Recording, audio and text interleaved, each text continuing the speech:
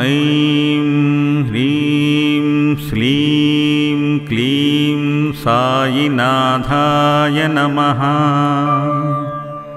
लक्ष्मीनारायणाय नमः। श्रीकृष्णराममारुत्यादिरूपाय नमः।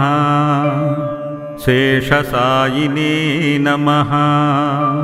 गोदावरीतटशिरिडिवासिने नमः। भक्तहृदयालयाय नमः। सर्वहृद्वासिने नमः। भूतवासाय नमः। भूतभविष्यद्भाववर्जिताय नमः। कालातीताय नमः। कालाय नमः। कालकालाय नमः। कन्दर्पदमनाय नमः। मृत्युञ्जयाय नमः। अमर्त्याय नमः। मार्त्याभयप्रदाय नमः। जीवधाराय नमः। सर्वधाराय नमः। भक्तवनसमर्थाय नमः। भक्तावनप्रतिज्ञाय नमः। अन्नवस्त्रदाय नमः। आरोग्यक्षेमदायाय नमः। धनमाङ्गल्यदाय नमः। बुद्धिसिद्धिदाय नमः। पुत्रमित्रकळत्रबन्धुदाय नमः। योगक्षेमवहाय नमः। आपद्बान्धवाय नमः। मार्गबन्धवे नमः। भुक्तिमुक्तिस्वर्गापवर्गदाय नमः। प्रियाय नमः। प्रीतिवर्धनाय नमः। अन्तर्यामिने नमः। सच्चिदात्मने नमः। आनन्ददायायै नमः। आनन्दाय नमः। परमेश्वराय नमः। परब्रह्मणे नमः। परमात्मने नमः। ज्ञानस्वरूपिणे नमः। जगत्पित्रे नमः। भक्तानां मातृदातृपितामहायै नमः। भक्ताभयप्रदाय नमः। भक्तपराधीनाय नमः। भक्तानुग्रहकातराय नमः। शरणागतवत्सलाय नमः। भक्तिशक्तिप्रदाय नमः। ज्ञानवैराग्यदाय नमः। प्रेमप्रदाय नमः। संशयहृदयदौर्बल्याय नमः। पापकर्मवापवाक्षयकराय नमः। हृदयग्रन्थिभेदकाय नमः। कर्मविद्वंसिने नमः। शुद्धसत्त्वस्थिताय नमः। गुणातीतगुणात्मने नमः। अनन्तकल्याणगुणाय नमः। अमितपराक्रमाय नमः। जयिने नमः। दुर्धराक्षोभ्याय नमः। अपराजिताय नमः। त्रिलोकेषु अविघातगतये नमः।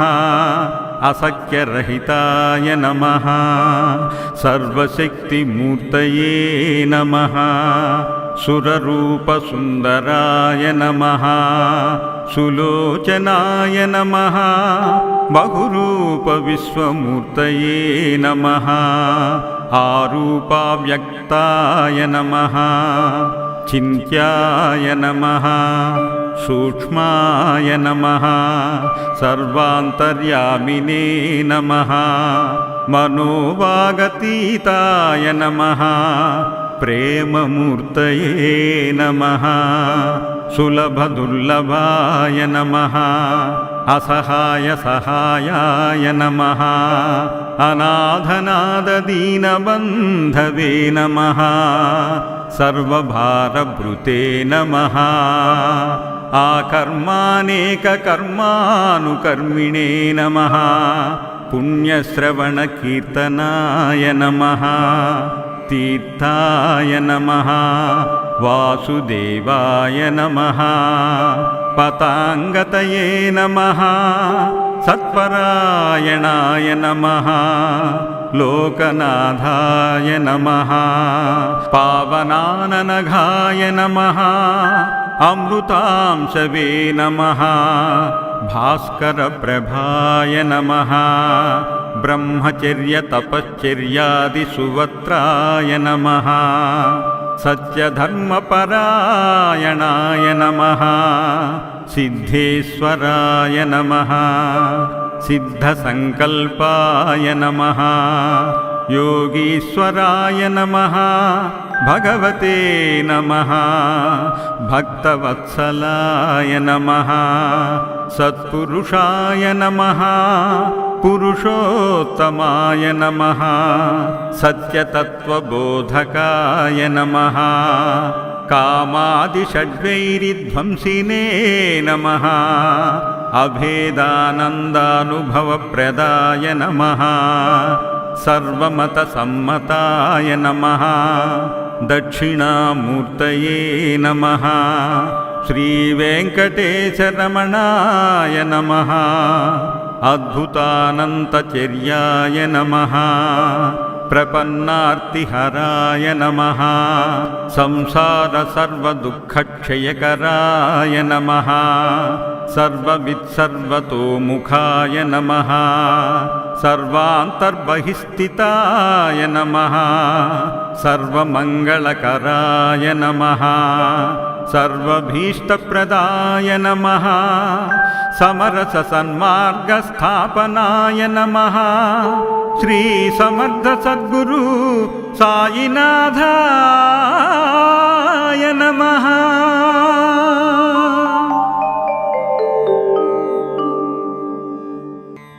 ॐ ऐं ह्रीं श्रीं क्लीं साईनाथाय नमः।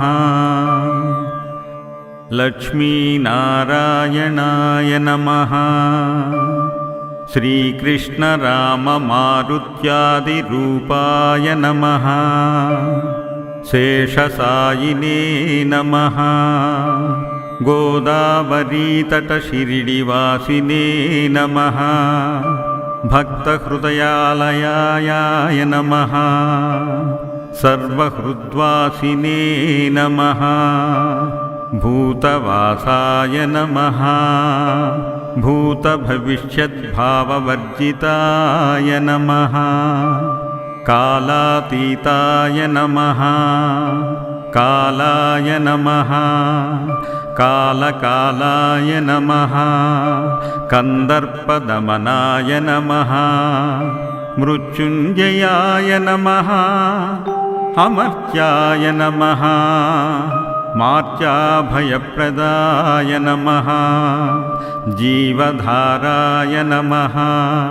सर्वधाराय नमः। भक्तवनसमर्थाय नमः। भक्तावनप्रतिज्ञाय नमः। अन्नवस्त्रदाय नमः। आरोग्यक्षेमदायाय नमः। धनमाङ्गल्यदाय नमः। बुद्धिसिद्धिदाय नमः। पुत्रमित्रकळत्रबन्धुदाय नमः। योगक्षेमवहाय नमः। आपद्बान्धवाय नमः। मार्गबन्धवे नमः। भुक्तिमुक्तिस्वर्गापवर्गदाय नमः। प्रियाय नमः। प्रीतिवर्धनाय नमः। अन्तर्यामिने नमः। सच्चिदात्मने नमः।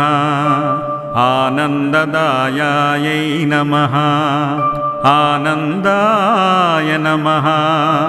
परमेश्वराय नमः परब्रह्मणे नमः परमात्मने नमः ज्ञानस्वरूपिणे नमः जगतः पित्रे नमः भक्तानां मातृदातृपितामहायै नमः भक्ताभयप्रदाय नमः भक्तपराधीनाय नमः भक्तानुग्रहकातराय नमः शरणागतवत्सलाय नमः भक्तिशक्तिप्रदाय नमः ज्ञानवैराग्यदाय नमः प्रेमप्रदाय नमः संशयहृदयदौर्बल्याय नमः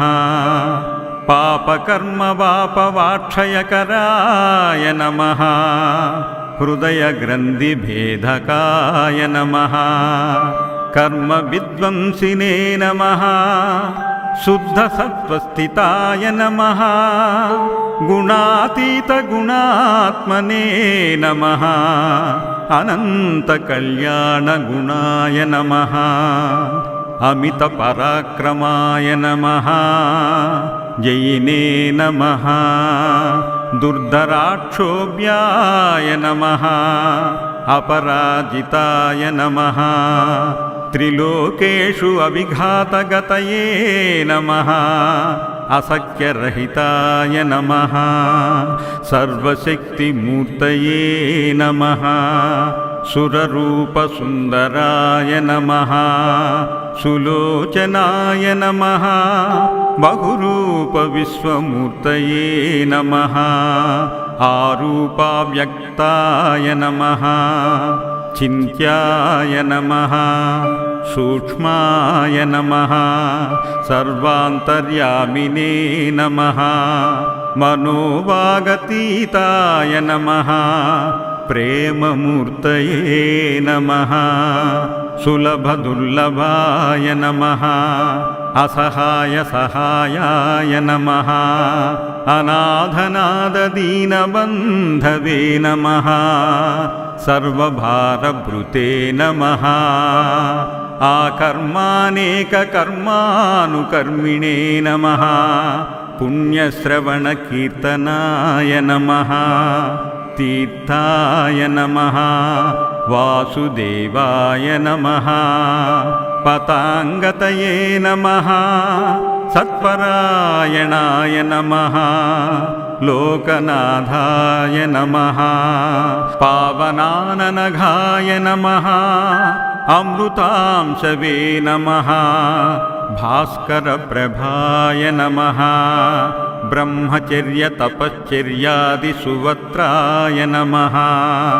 सत्यधर्मपरायणाय नमः सिद्धेश्वराय नमः सिद्धसङ्कल्पाय नमः योगीश्वराय नमः भगवते नमः भक्तवत्सलाय नमः सत्पुरुषाय नमः पुरुषोत्तमाय नमः सत्यतत्त्वबोधकाय नमः कामादिषड्वैरिध्वंसिने नमः अभेदानन्दानुभवप्रदाय नमः सर्वमतसम्मताय नमः दक्षिणामूर्तये नमः श्रीवेङ्कटेशरमणाय नमः अद्भुतानन्तचर्याय नमः प्रपन्नार्तिहराय नमः संसारसर्वदुःखक्षयकराय नमः सर्ववित्सर्वतोमुखाय नमः सर्वान्तर्बहिस्थिताय नमः सर्वमङ्गलकराय नमः सर्वभीष्टप्रदाय नमः समरससन्मार्गस्थापनाय नमः श्रीसमर्थसद्गुरु साईनाथाय नमः।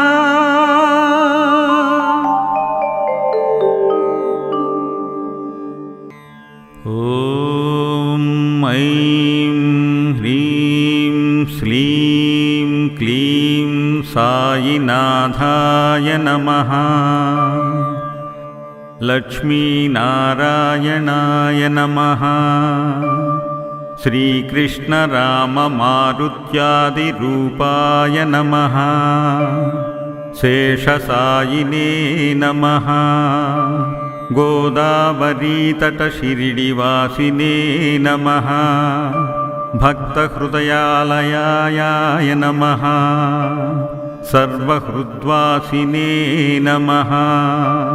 भूतवासाय नमः।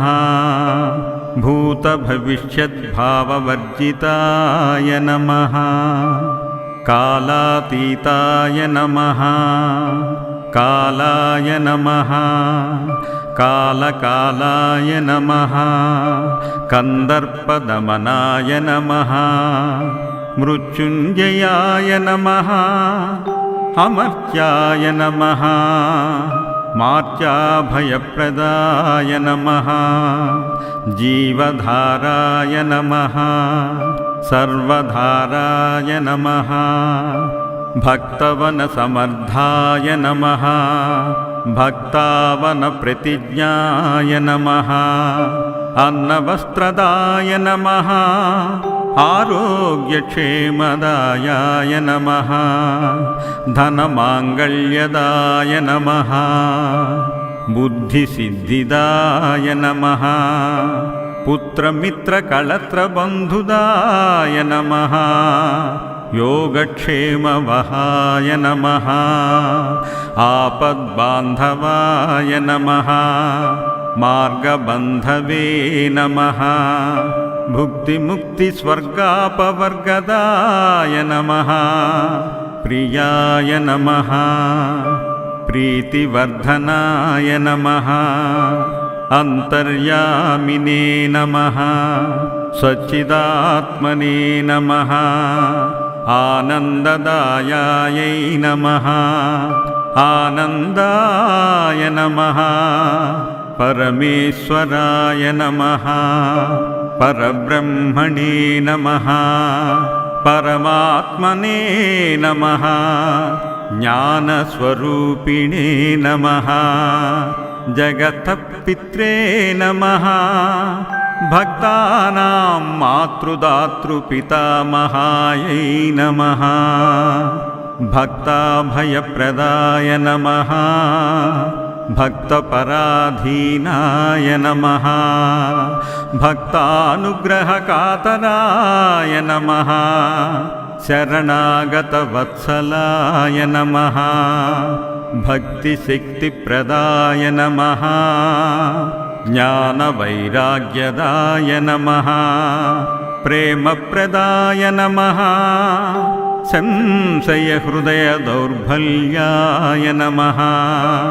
पापकर्मवापवाक्षयकराय नमः। हृदयग्रन्थिभेदकाय नमः। कर्मविद्वंसिने नमः। शुद्धसत्त्वस्थिताय नमः।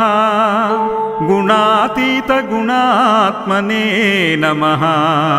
अनन्तकल्याणगुणाय नमः। अमितपराक्रमाय नमः। जयिने नमः।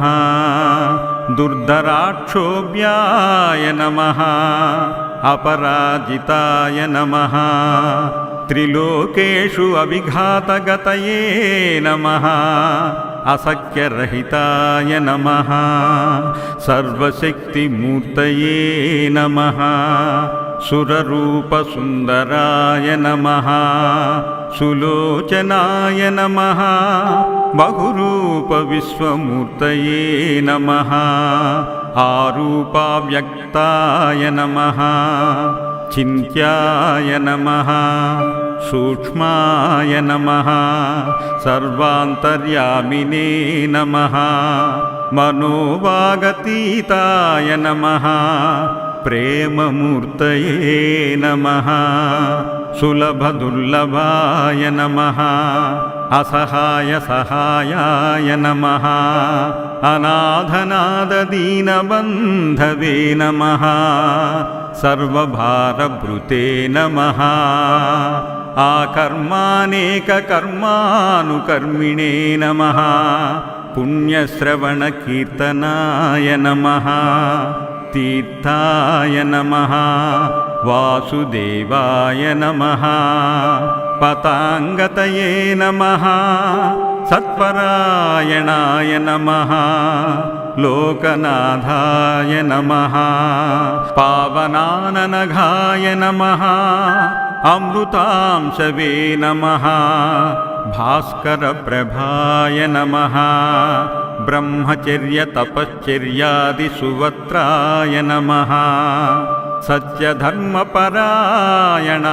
नमः सिद्धेश्वराय नमः सिद्धसङ्कल्पाय नमः योगीश्वराय नमः भगवते नमः भक्तवत्सलाय नमः सत्पुरुषाय नमः पुरुषोत्तमाय नमः सत्यतत्त्वबोधकाय नमः कामादिषड्वैरिध्वंसिने नमः अभेदानन्दानुभवप्रदाय नमः सर्वमतसम्मताय नमः दक्षिणामूर्तये नमः श्रीवेङ्कटेशरमणाय नमः अद्भुतानन्तचर्याय नमः प्रपन्नार्तिहराय नमः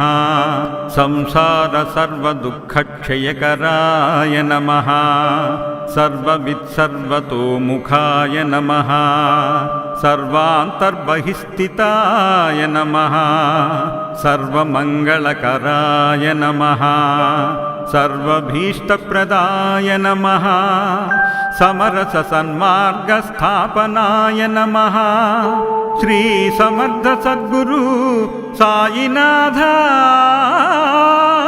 नमः।